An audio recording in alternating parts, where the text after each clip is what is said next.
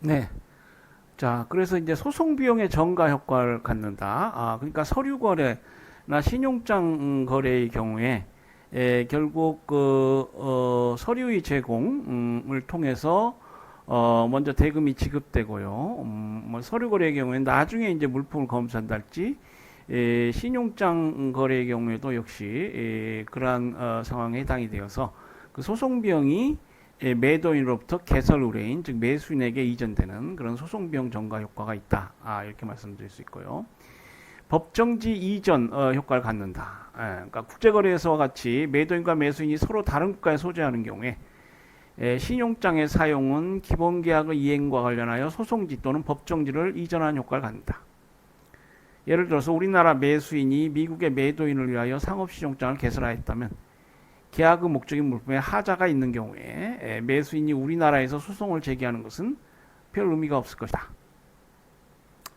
왜냐하면 매수인이 인도된 물품에 하자가 있다는 것을 발견하였을 때는 이미 매도인은 신용장의 개설은행이나 확인은행으로부터 지급을 받았을 것이고, 따라서 매수인이 계약 불이행에 기한 책임을 묻기 위해서는 매도인의 국가, 미국의 법정에서 소송을 제기해야 할 것이기 때문이다.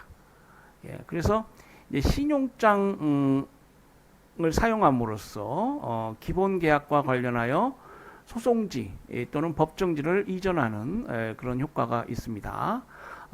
그러니까 계약의 목적인 물품에 하자가 있는 경우에 매수인은 매도인의 국가, 이제 이에서는 미국의 법정에서 소송을 제기해야 되겠죠. 그렇기 때문에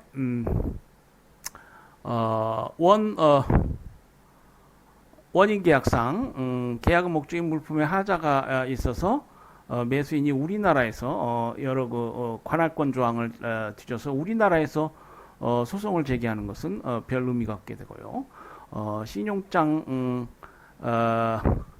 개설은행이나 확인은행으로부터 이미 매도인이 지급을 받았기 때문에 결국은 매도인 국가에서 소송을 제기해야 된다. 그래서 이제 법정지 이전 그런 효과가 있습니다. 그러니까 이 신용장 개설을 통해서 미리 대금을 지급하였기 때문에 이런 문제가 발생할 수 있는 것이죠. 그렇지 않는 경우라면은 매수인은 여러 관할권 조항에 따라서 뭐 우리나라에서 소송을 제기한다 할 수 있겠습니다. 그러니까 법정지 이전 효과가 있고요. 환 위험의 이전 효과가 있습니다. 신용장은 환율의 급격한 하락이나 제한된 유통성을 갖는 연화를 경화로 환전하는 것이 불가능한 데서 발생하는 위험을 이전하는데 이용될 수 있다. 그러니까 연화라는 건 이제 소프트 커런시고 경화라는 건 하드 커런시입니다. 달러나 뭐 파운드 같이 국제사회에서 신용이 두터운 그런 화폐는 경화고요. 그 외에 뭐 개발도상국 화폐랄지 이런 화폐는 연화라고 하는데 신용장은 이런 연화, 경화, 중간에 은행, 공신력 있는 은행인 기관인 은행이 개입되어 있기 때문에 이 연화, 경화 문제가 없어집니다. 통화가 연화인 국가는 자국민의 국제거래에서 미국 달러와 같은 경화 이용에 대한 제한을 가하여 자국의 통화로 지급할 것을 요구하는 경우가 많다. 이 경우에 당사자의 협상에 따라서 당사자 협상에 따라서 연화나 경화로 지급될 것이 신용장에 특정되었다면 적어도 한 당사자는 환위험에 따른 위험을 인수한 것이 돼서 환위험 이전의 효과가 발생하는 것이다. 신용장에 어떤 통화가 통화로 지급될 것이냐가 특정됨으로써 환위험 이전 효과가 발생한다는 것이죠. 자, 신용장에 관한 법, 그것이 이제 신용장 통일규칙입니다. 자, 신용장 통일규칙에 관한 설명이 쭉 교재에 되어 있는데요. 간략해 보겠습니다. 자, 상업신용장의 사용이 증가함에 따라 신용장을 개설하는 은행은 매도인이 지급을 위해 제시하는 서류가 적절한 것인지 여부를 판단해야 하는 문제에 직면했다. 선화증권을 제외하고는 이러한 서류들에 대한 표준적인 형식은 존재하지 않았고 서류에 사용되는 용어도 다양하였다. 이러한 상황에서 은행들은 신뢰할 수 있는 신용장 개설은행으로서의 평판을 유지하는 동시에 서류에 결함이 있는 경우에 매도인에 대하여 대금 지급이 이루어지지 않을 것을 원하는 고객의 요구도 만족시켜야 된다. 그러니까 서류에 하자가 있으면 대금 지급을 안 해야죠. 그리고 그 신용장 개설은행으로서 함부로 대금 지급을 안 하는 것은 평판 유지에 큰 흠이 됩니다. 그래서 이 신용장 사무를 취급하는 은행은 선량한 관리자의 주임을 다해서 일종의 위임 계약인데요. 주임을 다해서 신용장 사무를 처리해야 되고 그 서류 조사 의무에 관련해서 역시 최선을 다해야 된다는 것이죠. 그래서 이제 하나의 그 신용장 거래가 완성이 되는 것인데요. 자, 이처럼 신용장 요건의 정형화가 요청되자 상업신용장에 관한 국제규칙을 제정할 필요성은 매우 커지게 되었고 1933년 국제상업회의소에 의해서 화환신용장에 관한 통일관습 및 관행, 즉 신용장 통일규칙 제1판이 발행되었다. 신용장 통일규칙은 약 10년 주기로 해서 쭉 개정이 되었습니다. UCP 600, 이건 이제 2007년 7월 1일 발효한 신용장이 되겠습니다. 자, 신용장 통일규칙이 신용장을 규율하는 법규로서 중요한 지위를 차지하는 이유는 신용장 통일규칙이 관습이나 상인과 은행의 관행에 기초하고 있다는 데 있다. 그래서 이제 ICC가 제정한 법이고요. 이 상인사의 자치규범이라고 할 수 있고 이 상인들의 어떤 상관습이랄지 이런 것들이 잘 반영이 되어 있다는 것입니다. 그래서 이게 여기 나오지만 뭐 국제상업회의소가 제정한 것이고 정부나 입법기관이 아니기 때문에 뭐 스테이트 노임즈, 우리가 보통 법하면 스테이트 노임즈죠. 국가법을 얘기하는데 이 통일신용장 규칙은 non state norms입니다. 국가가 제정한 법이 아닙니다. 그래서 상인 간의 거래 관계에서 발생한 상사 도구이고요.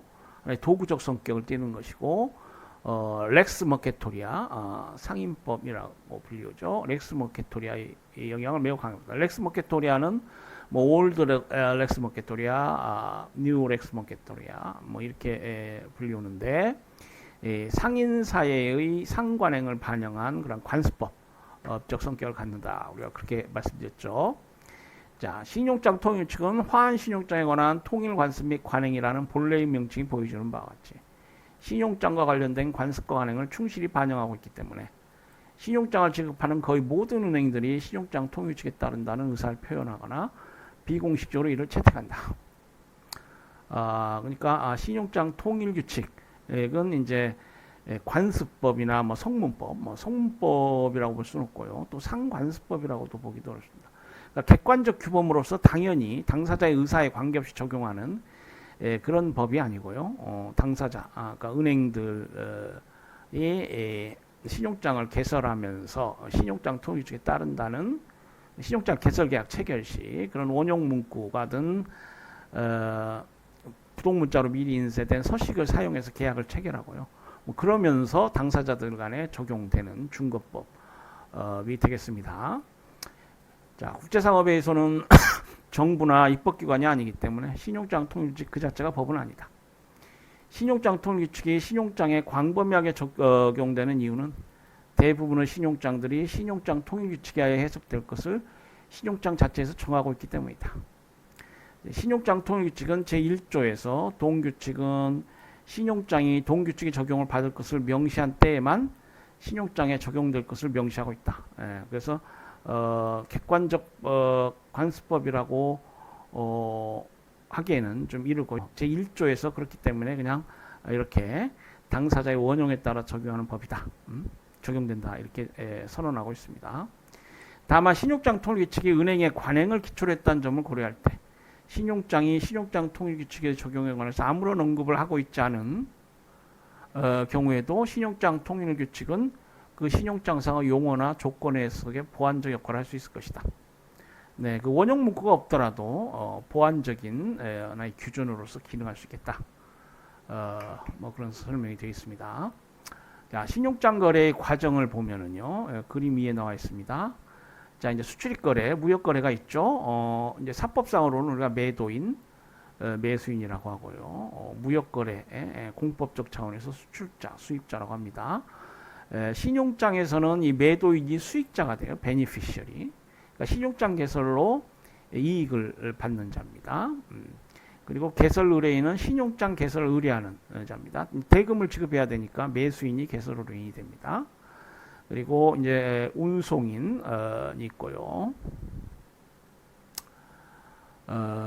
그래서 이제 1번 관계, 매도인과 매수인 간의 관계는 이제 매매계약 관계고요. 신용장 개설에 합의하겠죠. 매수인이 개설은행에 대해서 신용장 개설을 의뢰한다. 2번 이거죠. 그러니까 개설은행이 이건 운송인이죠. 그러니까 개설은행에 대해서 이제 개설은행은 자신의 거래은행입니다. 신용장 개설해 주시오. 내가 신용장을 개설해서 매매 계약을 체결했습니다. 개설하기로 하고 매매 계약을 체결했습니다. 개설 의뢰를 하겠습니다. 그러면은 이제 이 3, 4 개설이 되면은 개설된 신용장이 통지은행 신용장 개설 사실을 통지하고 서류를 매입하고 그래서 매입은행이다. 신용장 개설 사실을 통지한다 해서 통지은행, 서류를 매입한다라고 해서 매입은행, 신용장 대금을 지급한다라고 해서 지급은행입니다. 그래서 은행망을 통해서 매도인에게 그 신용장이 송부됩니다.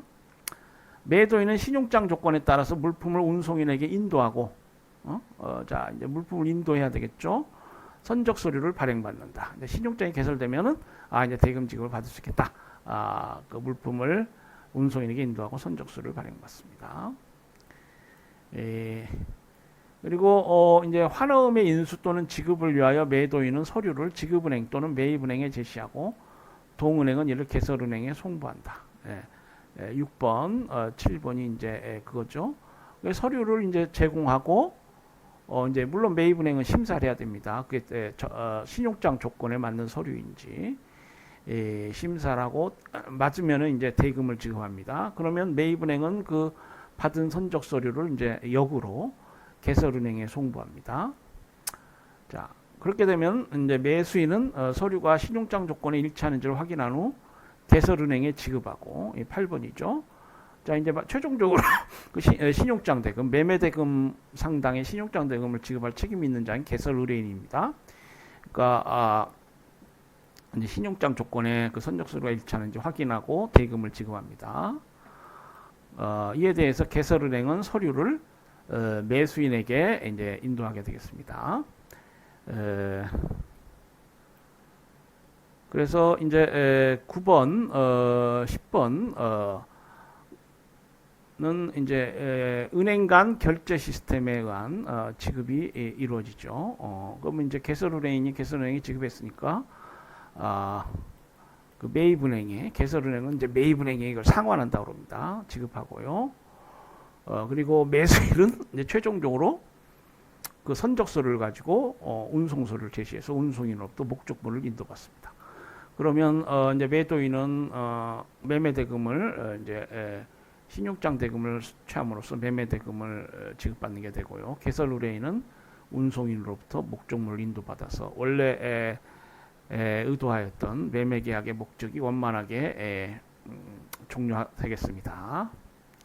자, 그래서 이제 신용장 거래 과정이 이렇게 일목요연하게 이렇게 나와 있습니다. 그러니까 우리 한 학기 배우는 국제 거래, 그러니까 국제 매매 거래죠. 거래 중에서 이제 대표적으로 우리가 매매 거래, 매매 계약과 관련해서 공부를 하고 있으니까요. 이 과정이 이제 일목요연하게 한 학기 우리가 공부한 사항을 보여주고 있습니다. 자, 그러면 이제 우리 교재에 신용장 개설서부터 쭉 이러한 사항을 분석을 해놓고 있습니다. 그러니까 신용장을 개설해야죠. 그러니까 대금 지급을 해야 되고요. 매매계약 체결 시에 신용장 개설을 요구하는 매매계약 조건에 따라서 매수인은 자기 거래은행에 매도인을 위하여 신용장을 개설해 줄 것을 요청한다. 그러니까 이제 매도인이 수익자가 되죠. 매수인이 그 거래은행과 오랫동안 거래 관계를 유지해왔다면 은행은 매수인의 재정 상황을 잘 알고 있고 따라서 별도의 신용조사는 불필요할 것이다. 그러나 매수인이 처음으로 거래하는 은행에 신용장 개설을 요청한 때에는 은행은 매수인의 신용상태를 조사하거나 경우에 따라서는 신용장 금액에 해당하는 충분한 자금을 제공할 것을 요구할 것이다. 그러니까 은행도 뭐 흑파 먹고 장사하는 건 아니죠. 그러니까 신용 상태가 아주 확실하지 않은 자로부터 신용장 개설을 의뢰받으면 미리 그 신용장 대금 상당을 뭐 예치하게 한달지 뭐 이렇게 하고 신용장을 개설해 줍니다. 매수인은 신용장 개설을 요청하면서 개설은행에게 일정한 금액을 한도로 매도인에 대하여 지급할 것을 요청하며 매도인이 환음이 신용장에서 정한 서류를 수반하는 경우에 한해서만 이에 대해서 지급이나 인수를 할 것을 요청한다. 그러니까 매수인은 매도인에 대해서 이제 지급할 것을 요청하죠. 그리고 그 신용장 조건 상에 이제 서류 조건이라고 하는데요. 비서류적 조건은 안 됩니다. 신용장 정의상 예외적으로 판례에 의해서 이제 비서류적 조건이 인정된 경우가 있는데요. 원칙적으로 서류에 기초해서 어떤 조건을 만들고 그 조건에 따라서 신용장 대금을 지급하도록 요구하는 것이죠. 이때 매수인은 어떤 서류가 제시되어야 하며 그 서류는 어떤 내용을 담고 있어야 하는지 등을 상세히 정한다. 예를 들어서 매수인은 환어음에 수반될 서류로서 선화증권이나 보험증권 그리고 상업소장이 제시되어야 하며 또한 선화증권이 유통 가능한 것이어야 하고 그 증권사의 운임 성급이라고 표시될 것을 요구할 수 있다. 또한 부분 적재로 인한 물품의 훼손이나 멸실을 회피하기 위해서 매수인은 신용장의 개설을 요청하면서 부분 적재의 경우에는 개설은행이 지급 또는 인수하지 않을 것을 정할 수도 있다. 그래서 뭐 여러 이러한 자신의 필요에 따른 조건들을 신용장 조건으로 이렇게 합니다. 그러면 이제 은행은 그 신용장 조건을 신용장에 적시해서 신용장을 개설하죠. 매수인의 이러한 요구사항은 신용장에 모두 기재되어야 하며 매도인은 이러한 신용장 조건에 일치하는 서류를 제시하지 못한 때에는 대금을 지급하지 못한다. 주의할 것은 신용장 그 근거가 되는 매매계약 또는 다른 계약과는 별개의 거래, separate transaction. 아까 화한 신용장의 독립추상성 원칙, 독립성 원칙 얘기했죠. 그러니까 원인 계약, 매매 계약하고 별개의 매매 거래하고 별개의 거래고요. 그 신용장 개설 관련한 자금 거래하고도 별개의 거래입니다.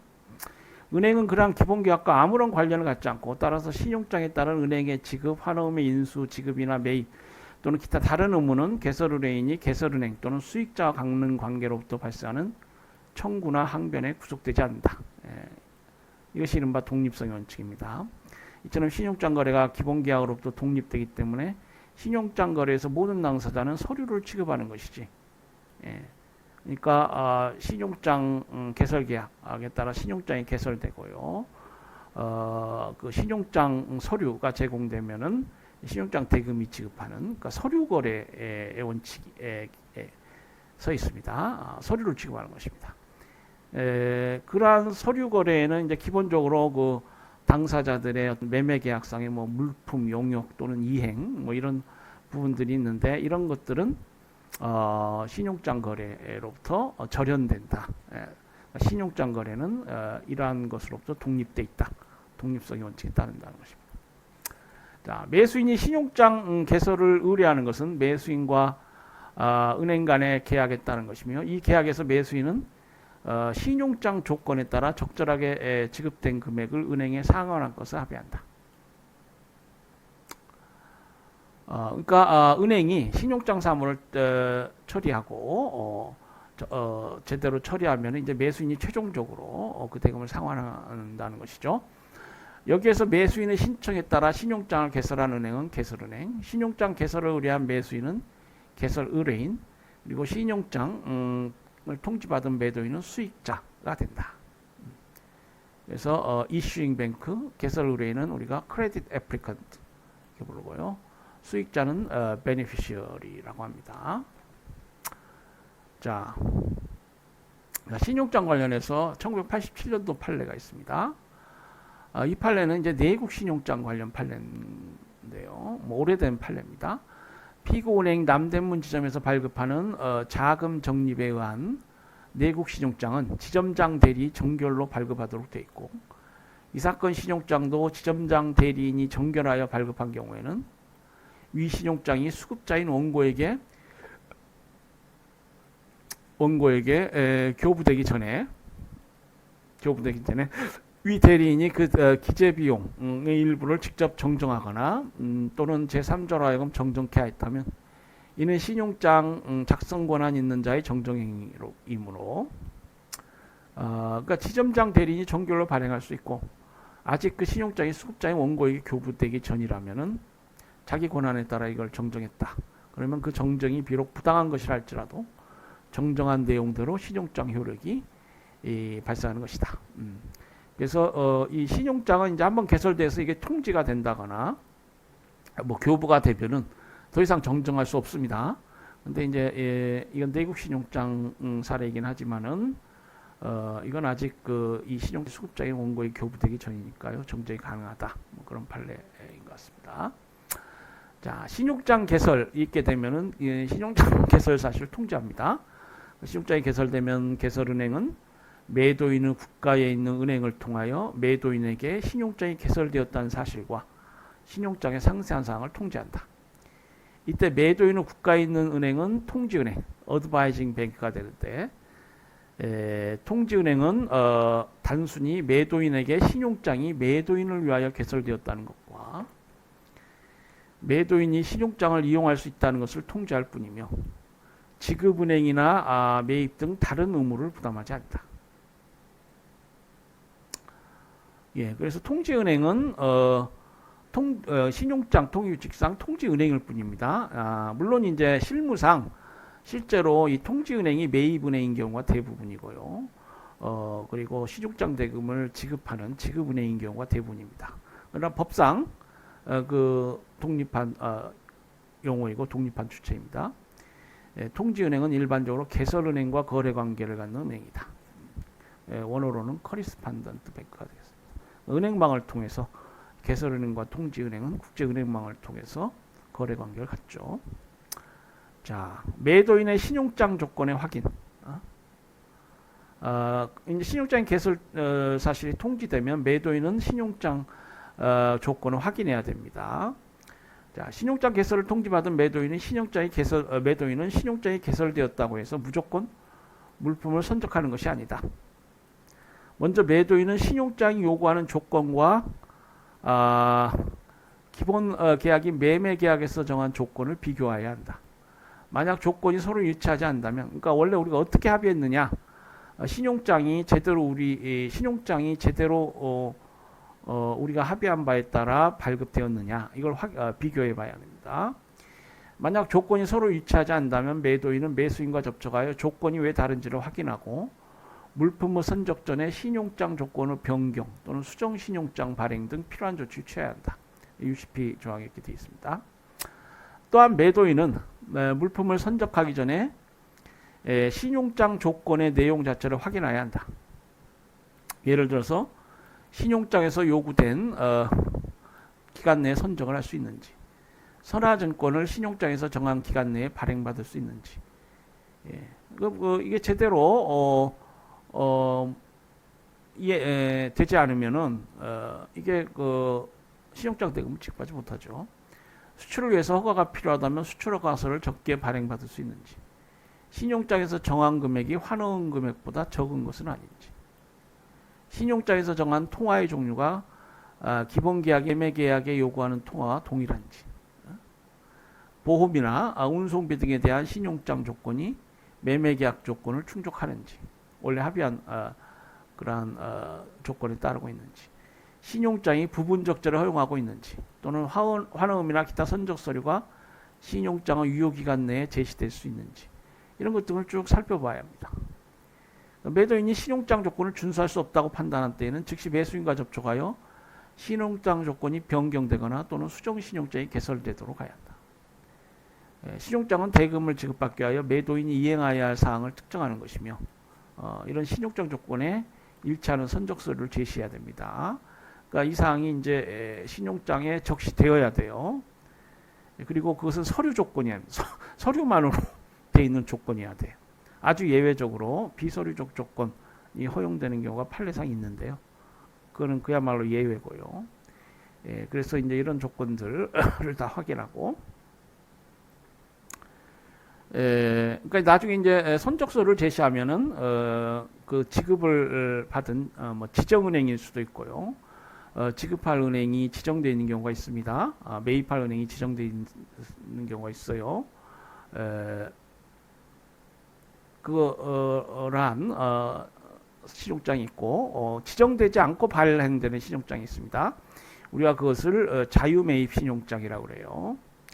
그래서 이제 뭐 지정은행이든 뭐 이제 신용장 서류, 뭐 선적 서류가 제공된 뭐 은행 어떤 은행 지정되지 않은 경우에 이제 매도인이 뭐 자유매입 신용장의 경우에는 뭐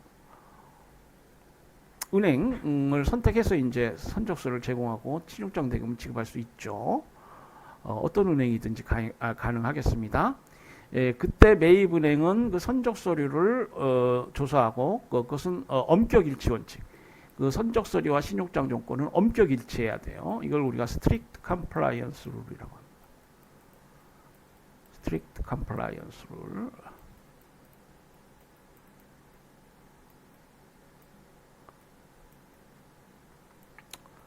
엄격 일치 원칙에 따라 조사를 하기 때문에 이제 신용장 대금을 지급받으려는 매도인 입장에서는 이 신용장 조건을 엄격히 준수해야 됩니다.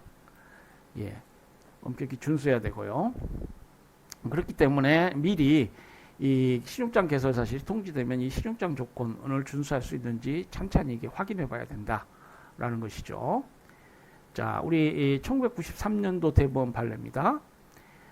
신용장 거래에 있어서 신용장 개설은행은 상당한 주의로서 그 선적 서류가 문면상 신용장 조건과 일치하는지 여부만 확인하면 되고 그 선적 서류에 대한 실질적 심사 의무를 부담하지는 아니하나 신용장 도입칙 제17조에 보면은 형식적 심사를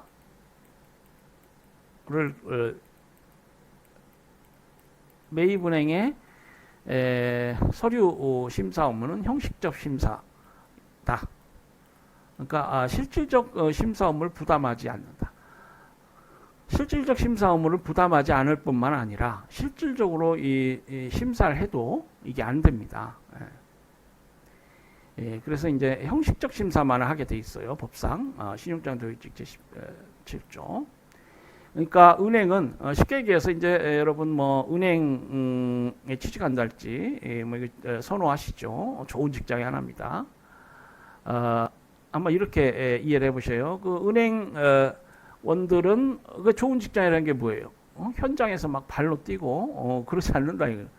그러니까 자신이 그러한 직장에서의 어떤 행위 성격 그대로라고 이렇게 이해하시면 됩니다. 그러니까 은행원이 이게 제대로 뭐 선적이 돼 있는지 저 그 부두에까지 가서 이걸 확인하고 그러면 안 돼요. 그 서류만을 심사하고 서류가 신용장 조건에 입자면 지급을 해야 됩니다. 이건 신용장 도입칙 법상 의무예요. 은행원이 이게 서류는 다 맞지만 이게 보니까 이게 지금 하자 있는 물품이고 문제가 많다. 이렇게 얘기할 수 없다는 것입니다. 그게 신용장의 독립추상성 원칙, 독립성의 원칙이라는 거예요. 그러니까 실질적 심사를 해서는 안 돼요.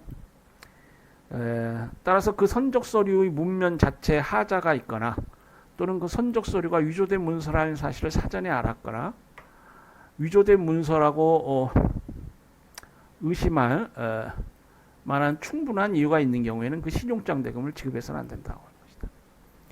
그러니까 실질적 심사 의무는 없지만 이제 이러한 경우는 그러니까 그 서류가 제시되었고 서류만으로는 이제 그럴듯하지만 좀만 이게 주의를 기울이면 보면 문면 자체 하자가 있고 뭐 위조된 문서라는 것을 알 수 있으면은 이러한 것은 이제 신용장 대금지가 거저 사유가 된다. 뭐 실질적 심사를 하는 것이 아니다. 서류 심사의 원칙, 형식적 심사의 원칙에 어긋나는 것이 아니다. 라는 것입니다. 그런 취지의 판례가 되겠습니다. 자, 다음으로 이제 신용장 조건에 따른 물품의 선적 등 의무의 이행. 그러니까 이제 매도인은 신용장 조건을 잘 살펴봐야 되고, 이제 신용장 조건에 따라 물품을 선적하고 뭐 그런 의무를 이행해야 됩니다. 계약의 목적인 물품이 해상 운송 방식에 의해서 운송되는 경우에 신용장과 기본계약의 조건을 확인하고 신용장 조건을 충족하였다고 판단한 매도인은 물품을 선적하게 되는데, 실질적으로 물품 선적의 준비는 운송 주선인에 의해서 이루어진다. 운송 주선인은 이제 사실 그 물품 선적이랄지 뭐 이런 관련해서 많은 일을 하는 자입니다. 뭐 프레이트 포워더라고 하는 것인데요. 이때 매도인은 보통 선적과 관련한 지시와 함께 운송 주선인에게 선적 지시서, 상업송장, 포장명세서 또는 송화인의 수출명세서 등과 같은 서류를 송부한다. 또한 매도인은 신용장에서 특별히 언급되어 있다면 국가기관에 의하여 요구되는 서류, 예를 들어서 원산지 증명서 등을 송부한다. 그래서 이제 이런 서류들, 뭐 상업송장은 매도인이 작성한 서류고요. 포장명세서 같은 것은 이제 수출입 통관 절차, 특히 수입 통관 절차에서 뭐 요구될 수 있습니다. 검사 증명서, 그리고 원산지 증명서. 이런 신용장 조건으로 적시된 필수 서류, 임의 서류. 임의 서류라는 건 당사자가 합의해서 조건이 된 서류고요. 필수 서류는 말씀드린 대로 어느 거래에서나 요구되는 세 가지 서류입니다. 매도인이 작성하는 상업송장, 그리고 그 뭡니까? 운송증권, 운송서류, 그리고 보험증권, 보험서류가 되겠습니다. 자, 운송주선이 선적과 관련한 준비를 마치면 매도인은 운송인의 선박이 정박해 있거나 또는 정박할 물품을 운송한다. 이때 운송인은 부두 수령증을 발행하는데, 이것은 지정된 선박에 물품이 선적될 때까지 물품에 대한 권리를 표창하는 기능을 한다. 지정된 선박에 물품이 선적되면 운송인은 운송물에 대한 권리를 표창하는 선화증권을 발행한다. 운송주선인은 운송인이 작성한 표준화된 서식의 빈칸에 기입함으로써 선화증권의 작성을 위한 준비를 하는데, 운송주선인은 선화증권이 신용장 조건에 일치하도록 하기 위하여 물품을 표시하고, 송화인의 선적지시서가 지시하는 포장과 컨테이너를 표시하여 그 중량을 적시하는 등 빈칸에 기입한다. 그래서 운송주선인은 이제 이러한 역할을 하고요. 그래서 이제 선화증권이 발급되게 됩니다. 이 선화증권은